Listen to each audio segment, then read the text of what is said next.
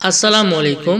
আশা করি মহান আল্লাহর কৃপায় ভালো আছেন। অন্যান্য ধর্মাবলম্বী ভাইদেরকে জানাই ধন্যবাদ। দেশে ও প্রবাসে যে যেখান থেকে আমার এই ভিডিওটি দেখছেন সকলকে জানাই আন্তরিক প্রীতি ও শুভেচ্ছা। আজকের ভিডিও জাগরণ পুরুষের জন্য।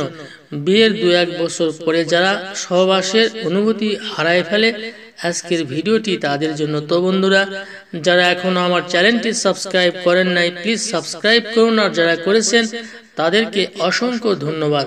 যে ভুলের কারণে বীর্য শূন্যের কোঠায় আসে, পুরুষের জাগরণ ক্ষমতা হারায় যায় এবং যারা বীর পুরুষ হতে চায়, আজকের ভিডিওতে থাকছে বিস্তারিত। তো বন্ধুরা, স্ক্রিনে যে গাছটি দেখতে পাচ্ছেন, এই গাছটির নাম জবা গাছ। আপনাদের অনেক পরিচিত একটি গাছ, খুব সহজলভ্য এবং সহজেই এটি পাওয়া যায়।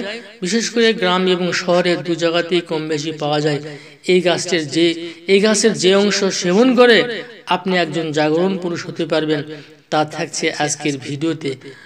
অনেক পুরুষের জীবনে এমনটা খুঁজে পাওয়া যায়, বিয়ের পরে বউ ছাড়া কিছুই বোঝে না, কিছুই বোঝার চেষ্টা করে না, সব চেষ্টা ও কর্ম অসাতলে যায়। এদেরকে বউ পাগল বলে। এই ধরনের পুরুষদের অতিরিক্ত সহবাসের কারণে শরীরের বীর্য একেবারে কমে যায়, যে কারণে মেহরোগ শরীরে দ্রুত আক্রমণ করে, যার ফলে বিয়ের 2-1 বছর পরে সহবাসে যার অনুভূতি হারায় ফেলে বা 2-1 মিনিটের মধ্যে সহবাস শেষ হয়ে যায় এবং 2-1 মিনিটের বেশি সহবাস করতে পারে না। এই সমস্যা যারা দূর করতে চায় এবং নিজেকে জাগরণ পুরুষ বানাতে চায়, আজকের ভিডিওটি তাদের জন্য। তো বন্ধুরা, দেখতেই পাচ্ছেন স্ক্রিনে আমি ফুলটি উঠায় নিচ্ছি। অনুরূপভাবে আপনি এই ফুলটি উঠায় নেবেন। তো বিশেষ করে জবা বেশ কয়েকটি প্রজাতি রয়েছে, তার মধ্যে এই গোল জবাটি সব থেকে বেশি কার্যকর।